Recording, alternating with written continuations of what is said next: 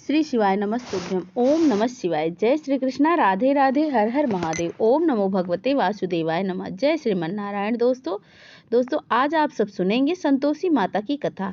एक बुढ़िया थी और उसके 7 बेटे थे। 6 बेटे कमाने वाले थे और एक बेटा निकम्मा था। बुढ़िया माई 6 पुत्रों की रसोई बनाती, भोजन कराती और पीछे से जो कुछ बचता वह 7वें पुत्र को दे देती। परंतु वह बड़ा भोला भाला था, मन में कुछ विचार नहीं करता था। एक दिन वह अपनी बहू से बोला, देखो मेरी माता मुझ पर कितना प्रेम करती है। वह बोली, क्यों नहीं, सबका जूठा बचा तुमको खिलाती हैं। वह बोला, ऐसा भी हो सकता है क्या? मैं जब तक अपनी आंखों से न देख लूं मैं नहीं मान सकता। बहू ने हंसकर कहा, देख लोगे तो मानोगे। कुछ दिन बाद बड़ा त्योहार आया। घर में 7 प्रकार के भोजन और चूरमा के लड्डू बने।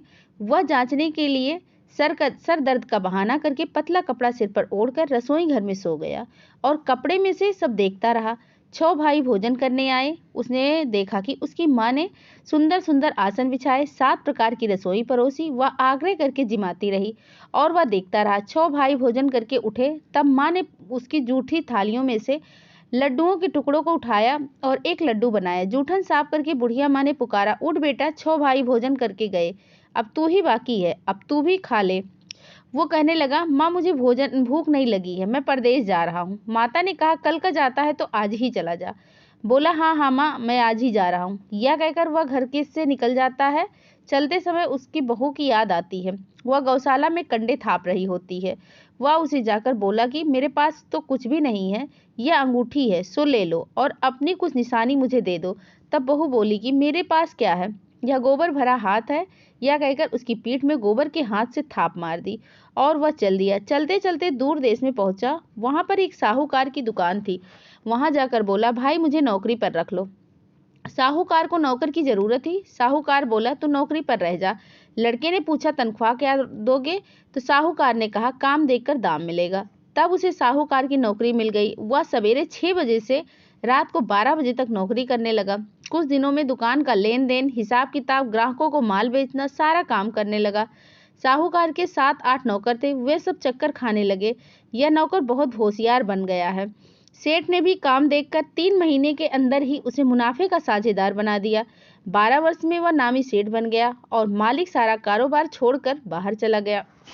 अब बहू पर क्या बीती। सास ससुर उसे दुख देने लगे, सारी गृहस्थी का काम करा के उसे लकड़ी लेने के लिए जंगल भेजते। इसी बीच घर की रोटियों के आटे से जो भूसी निकलती थी उसकी रोटी बनाकर रख दी जाती थी और फूटे नारियल के नरेले के पानी में इस तरह से दिन बीतते गए।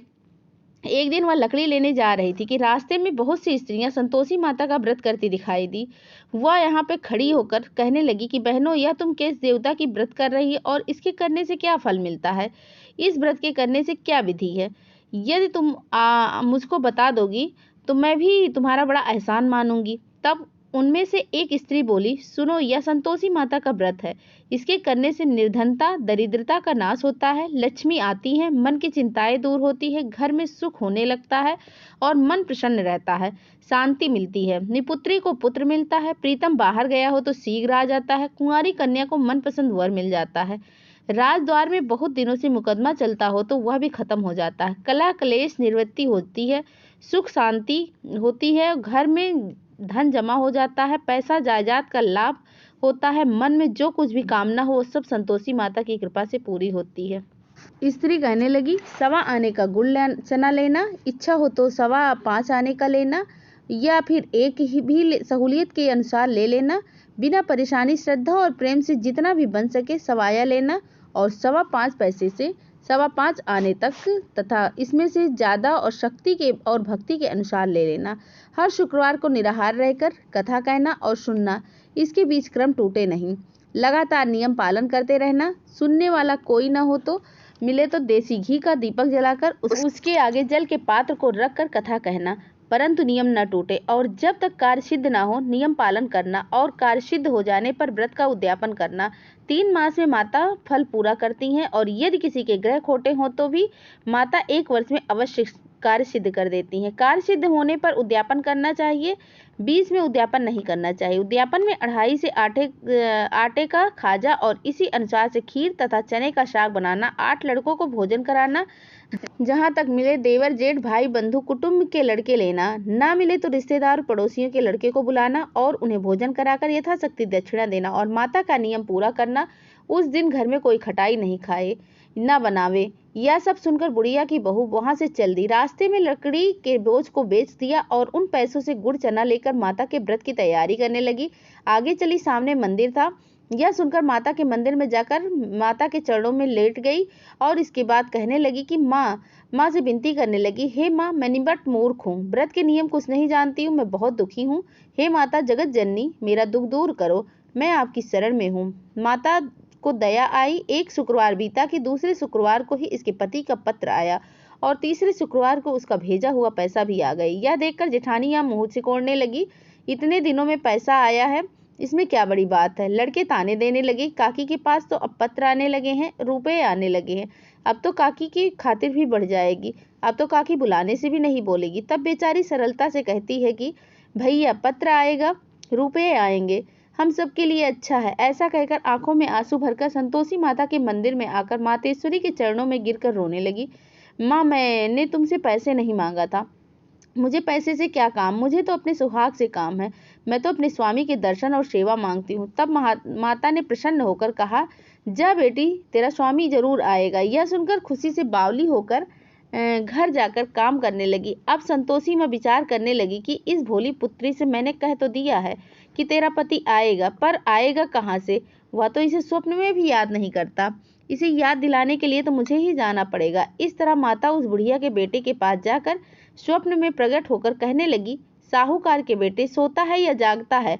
वह कहता है, माता, मैं ना सोता हूँ और ना ही जागता हूँ, बीच में ही हूँ, कहो क्या आज्ञा है। माँ कहने लगी, तेरा घर बार है या नहीं? वह बोला, मेरा सब कुछ है, माँ है, बाप है, मेरा भाई है, बहन है, बहू है, क्या कमी है? माँ बोली, पुत्र, तेरी घरवाली कष्ट उठा रही है, तेरे माँ बाप उसे कष्ट दे रहे हैं, वह तेरे लिए तरस रही है, तू उसकी सुध क्यों नहीं लेता है?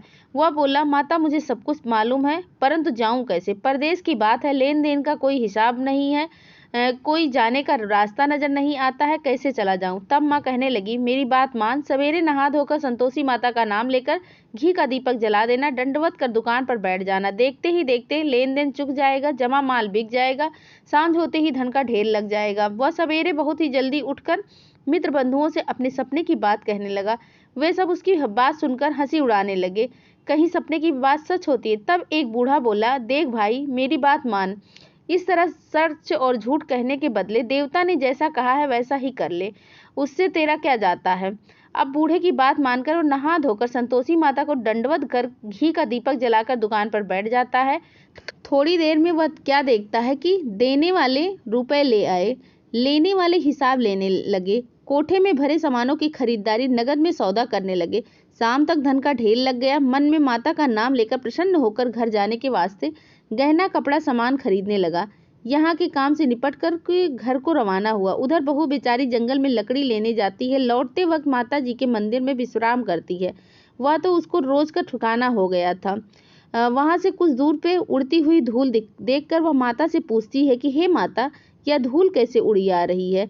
माँ कहती है कि हे पुत्री, तेरा पति आ रहा है, अब तू ऐसा कर कि लकड़ियों के 3 बोझ बना ले, एक नदी के किनारे रख दे, दूसरा मेरे मंदिर पर और तीसरा अपने सिर पर रख कर तेरे पति को लकड़ी का गट्ठर देखकर मोह पैदा होगा। वह यहाँ पर रुकेगा और नाश्ता पानी बनाकर खाकर माँ से मिलने जाएगा। तो लकड़ियों का बोझ उठाकर जाना और बीच चौक में गट्ठा डालकर 3 आवाजें जोर से लगाना, लो सासू जी, लकड़ियों का गट्ठर लो, भूसी की रोटी दो, नारियल के खोपरे में पानी दो, आज कौन मेहमान आया है? माँ की यह बात सुनकर वह बहुत अच्छा माता कह के प्रसन्न मन होकर लकड़ियों के 3 गट्ठर ले आई। एक नदी के तट पर रखा, एक माता के मंदिर पर रखा। इतने में वह मुसाफिर आ पहुंचा। सूखी लकड़ी देखकर उसकी इच्छा हुई कि अब वह यही निवास करे और भोजन बनाकर खा पीकर ही गांव जाए। इस प्रकार भोजन बनाकर विश्राम करके गांव को गया। उसी समय बहू सिर पर लकड़ी का गट्ठर लिए आती है, उसे आंगन में डालकर जोर से 3 आवाज देती है, लो सासू जी, लकड़ी का गट्ठर लो, भूसी की रोटी दो, नारियल के खोपरे में पानी दो, आज कौन मेहमान आया है? यह सुनकर उसकी सास अपने दिए हुए कष्टों को भुलाने हेतु कहती है कि बहू, ऐसा क्यों कहती हो? तेरा मालिक ही तो आया है, आ बैठ, मीठा भात खा, कपड़े गहने पहन। इतने में आवाज़ सुनकर उसका स्वामी बाहर आता है और अंगूठी देखकर व्याकुल हो जाता है। माँ से पूछता है, माँ यह कौन है? माँ कहती है कि बेटा ये तेरी बहू है। आज 12 वर्ष हो गए जब से तू गया है, तब से सारे गांव में जानवर की तरह भटकती फिरती है, काम काज घर का कुछ करती नहीं है, 4 समय आकर खा जाती है। अब तुझे देखकर भूसी की रोटी और नारियल के खोपरे में पानी मांगती है। यह लज्जित होकर बोलता है कि माँ मैंने इसे भी देखा और तुम्हें भी। अब मुझे दूसरे घर की चाबी दो, मैं वहीं रहूँगा। उसकी माँ कहती है ठीक है बेटा, जैसी तेरी मर्जी। वह कहकर माँ ने चाबी का गुच्छा उसे दे देती है। उसने लेकर दूसरे कमरे को खोलकर सारा सामान जमाया और एक दिन में ही वहां राजा के जैसे महल के जैसे ठाट बाट बन गया। अब क्या था, अब बहुत सुख भोगने लगी। इतने में अगला शुक्रवार आया। उसने अपने पति से कहा कि मुझे माता का उद्यापन करना है। उसका पति बोला बहुत अच्छा, कर लो, अपनी खुशी से यह भी कर लो। तुरंत ही वह उद्यापन की तैयारी करने लगी। जेठ के लड़कों को भोजन के लिए कहने लगी। उसने मंजूरी कर दी, परंतु पीछे से जेठानी अपने बच्चों को सिखाती है कि देखो रे, भोजन के समय सब लोग खटाई मांगना, जिससे इसका उद्यापन पूरा न हो। लड़के खाना खाने आए, खीर पेट भर के खाई, परंतु बाद में बात याद आते ही कहने लगे कि हमें कुछ खटाई खाने को दो, खीर खाना हमें नहीं भाता। यह देखकर अरुचि होती। बहू कहने लगी खटाई किसी को नहीं मिलेगी, यह तो संतोषी माता का प्रसाद है। लड़के उठकर खड़े हुए और बोले कि पैसे लाओ। भोली बहू कुछ जानती नहीं थी, सो उन्हें पैसे दे दिया। लड़के उसी समय उठकर इमली लेकर खाने लगे। यह देखकर बहू पर माता ने कोप किया। राजा के दूत उसके पति को पकड़कर ले गए और जेठ जेठानी मनमाने खोटे वचन बोलने लगे। लूट लूट कर धन इकट्ठा कर लाया है, सो राजा के दूत उसे पकड़कर ले गए हैं। अब सब मालूम हो जाएगा जब जेल की रोटी खाएगा। बहू से यह सब वचन सहन नहीं हुआ। वह रोती रोती माता के मंदिर गई और बोली, हे माता, तुमने ये क्या किया? हंसाकर भी रुलाती हो। माता बोली कि पुत्री, तूने उद्यापन करके मेरा व्रत भंग किया है, इतनी जल्दी सब बातें भूल गई हो। वह कहने लगी, माता भूली तो नहीं हूँ, ना ही कुछ अपराध किया है, मुझे तो लड़कों ने ही भूल में डाल दिया, मैंने भूल से उन्हें पैसे दे दिए, मुझे क्षमा करो माता। माँ बोली, ऐसे भी क्या भूल? वो बोली, माँ मुझे माफ़ कर दो, मैं फिर तुम्हारा उद्यापन करूंगी। माँ बोली, अब भूल मत करना। वह बोली, अब भूल नहीं होगी। माता, अब बताओ वह कैसे आएंगे? माँ बोली, तेरा मालिक तुझे रास्ते में ही मिल जाएगा। वह निकली, रास्ते में पति आता मिला तो उसने पूछा कि तुम कहाँ गए थे? तब वह कहने लगा कि इतना धन जो कमाया है उसका टैक्स भरने राजा ने मांगा था, वह भरने गया था। वह प्रसन्न होकर बोली, अच्छा हुआ, अब घर चलो। कुछ दिन बाद शुक्रवार आया तो वह बोली, मुझे माता का उद्यापन करना है। पति ने कहा, कर लो। वह फिर से जेठ के लड़कों को भोजन के लिए कहने गई तो जेठानी ने उन्हें 2 बात सुनाई और लड़के को सिखा दिया कि तुम पहले के जैसे ही खटाई मांग लेना। लड़के कहने लगे कि हमें खीर नहीं खाना, कुछ खटाई खाने को दो। तो बहू बोली, खटाई खाने को नहीं मिलेगी, खाना हो तो खाओ। यह कहकर ब्राह्मणों के लड़के को बुलाकर भोजन कराने लगी। यथाशक्ति दक्षिणा की जगह एक एक फल उन्हें दिया। इससे संतोषी माता प्रसन्न हुई। माता की कृपा से 9वें मास में उसको चंद्रमा के समान पुत्र प्राप्त हुआ। वह पुत्र को लेकर प्रतिदिन माता के मंदिर जाने लगी। माँ ने सोचा कि यह रोज आती है, आज क्यों न मैं इसके घर ही चलूं, इसका आसरा देख लूं। सही यह विचार करके माता ने भयानक रूप बनाकर गुड़ और चने से सना मुख, ऊपर से सूंड के समान ओंठ, उस पर मक्खियां भिनभिना रही थी। दहलीज पर पैर रखते ही उसकी सास चिल्लाई, देखो कोई चुड़ैल ढाकनी चली आ रही है, लड़के इसे भगाओ, नहीं तो किसी को खा जाएगी। लड़के डरने लगे, चिल्लाकर खिड़की बंद कर दी।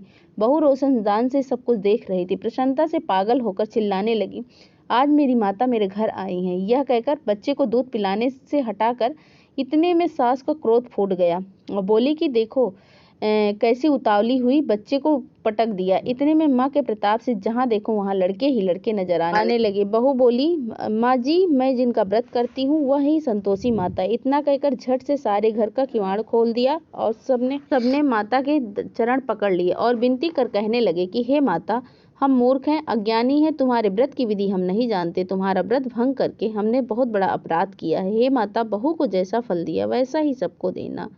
जो यह कथा पढ़ेगा या सुनेगा उसकी सभी मनोरथ सिद्ध करना, सभी की मनोकामनाओं को पूर्ण करना। प्रेम से बोलिए संतोषी माता की जय हो।